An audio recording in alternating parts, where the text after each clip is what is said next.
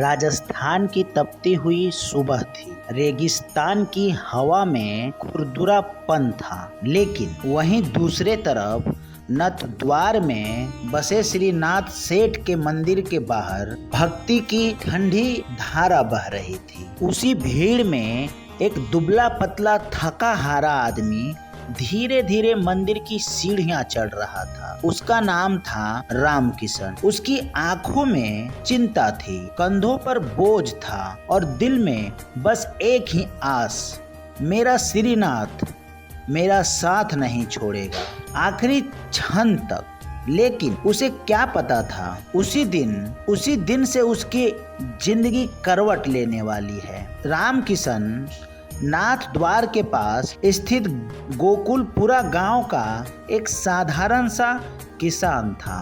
थोड़ी सी जमीन और 2 गाय, बस यही सहारा था। 3 साल से लगातार सूखा पड़ रहा था, ऊपर से कर्ज बढ़ा जा रहा था। गांव का साहूकार धर्मीलाल जाट सूद के नाम पर खून चूसने वाला आदमी था। 3 साल पहले लिया गया 500 का कर्ज आज 2,15,000 तक पहुंच चुका था। पत्नी सीमा रोज रोती, बच्चे भूखे रहते। फिर भी राम किशन रोज कहता, श्रीनाथ सेठ देर करते हैं, अंधेर नहीं। एक शाम वह खेत से लौट रहा था तो चौपाल की भीड़ दिखी। बीच में वही दुष्ट धर्मीलाल खड़ा था। उसने चिल्लाकर कहा, 3 दिन में कर्ज नहीं चुकाया तो आधी जमीन मेरी हो जाएगी। राम किशन शांत खड़ा रहा, फिर आसमान की ओर देखा। अब बात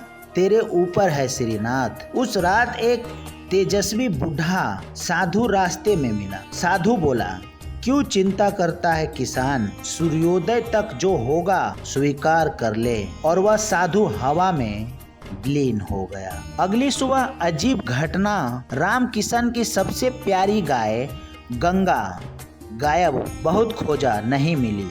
लेकिन दोपहर में खबर आई, शहर में वही गाय 25,000 रुपये में बिकी।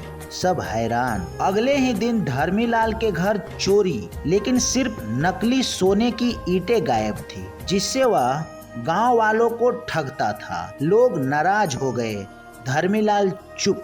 तीसरा दिन आया। राम किशन मंदिर गया। मैंने सब स्वीकार किया श्रीनाथ, अब आप जैसा उचित समझें। घर लौटा तो देखा दरवाजे पर रथ खड़ा है। उसमें से एक आदमी बोला, क्या आप राम किशन किसान हैं? महाराजा रतन सिंह आपसे मिलना चाहते हैं।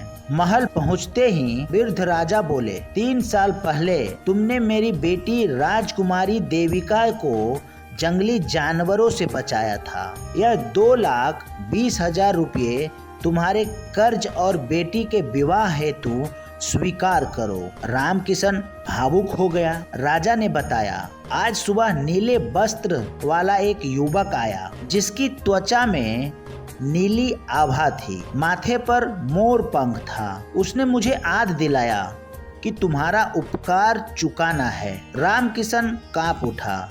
श्रीनाथ मेरे लिए महल तक पहुंच गया। वह धन लेकर घर लौटा। गांव खुश, पर धर्मीलाल जल उठा। रात को हमला करने गया, तभी एक दिव्य प्रकाश फैला।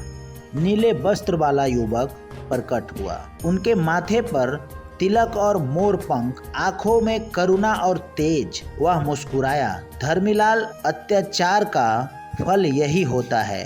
कर्ज वही चुकाता है जिसने दिया हो, भक्त नहीं। धर्मीलाल कांप गया।